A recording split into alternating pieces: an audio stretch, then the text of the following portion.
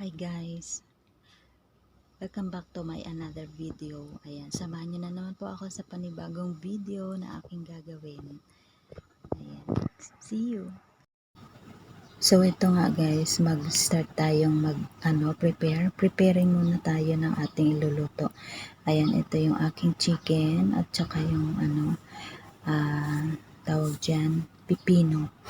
Ayan. So, samahan niyo ako guys. Mag-prepare muna tayo ng ating lulutuin for dinner. Ayan. Nag-iisip ako kung anong magandang recipe ang gagawin natin dyan. At meron din kaming gulay. Ayan. Yan yung aming gulay is, ang tawag nila dito is pachoy. At ito naman guys ang aking gagawing soup. Tomato, potato soup, tas meron akong kaunting pork. Yan. Namarinig ko na po yung pork na yan. Konti lang, pampalasa lang siya ng ating soup. Lalagyan natin din yan ng fry na egg. Ayan, ito naman yung aking isang dish guys. Nagbagong isip ko, hindi ko nalulutuin yung pipino. Ang lulutuin ko is ito. Yan, gagawin ko, ihahalo ko siya sa pansi. Yan, Herigard, tapos yung black fungus. Kung sa Tagalog po ang tawag dyan is tengang daga. Ayan, ibababad muna natin yan sa tubig para lumaki at lumambot. Kasi hindi mo pwedeng ihalo yan sa pansi ng ganyan katigas. So, ibababad muna natin siya sa tubig. Siguro 30 minutes yan. Hanggang sa lumaki lang siya at lumambot. And ito rin pala guys, yung aking pansi, kailangan din yan ibabad sa tubig hanggang sa mag-soft siya. Mga 20 minutes lang yan, soft na yan. At habang nakababad guys yung mga piniprepare ko, kakain muna ako ng chichacorn. May nakita akong chichacorn doon sa Planet Square sa Filipino shop.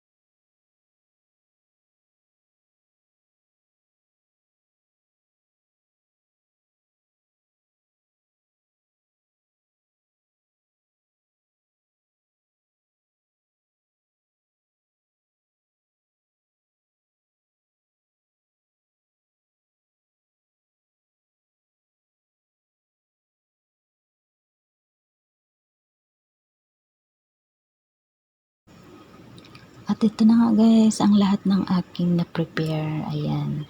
Ito para sa ating soup. Ay ano yan, para sa ating fancy. Ayan, may chicken. Chicken. Tapos chicken wings. Tapos ito para sa soup. Yan, panghalo natin sa fancy. So, yan, prepare done. Para mamaya, cooking na lang. Para mas madali. Yung tengang daga natin, ayan, malaki na oh. Tengang daga. Tama ba? Tengang daga. Basta ganun siya.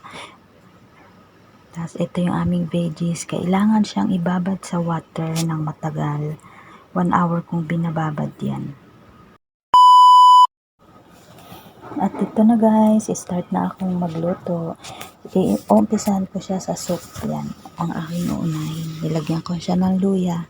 Tapos ito yung ating pork na ihahalo. Konti lang, pampalasa lang yan.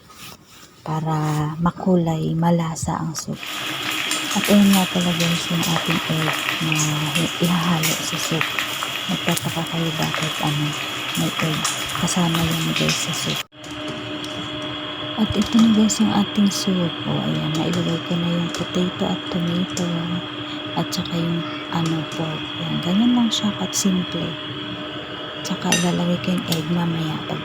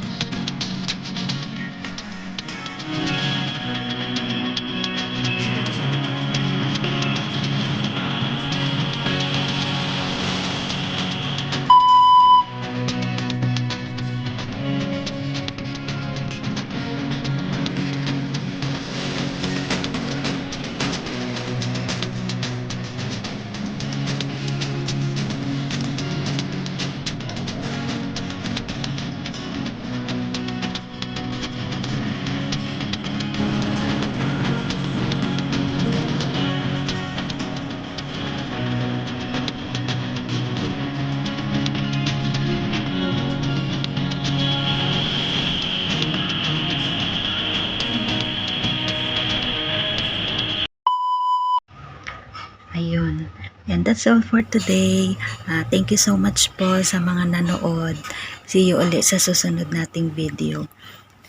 Hope you like it my video. Ayan. At kung bago ka po sa aking channel, don't forget to like and subscribe and hit mo na rin po ang notification bell para updated ka po sa mga susunod kong video. So, yun lang guys. Hindi ko na napakita yung mga last na aking naluto kasi nagmamadali nang kumain. So, see you po sa susunod. Thank you so much and bye-bye and God bless everyone. See you sa susunod nating video. Bye! Ingat po kayo palagi.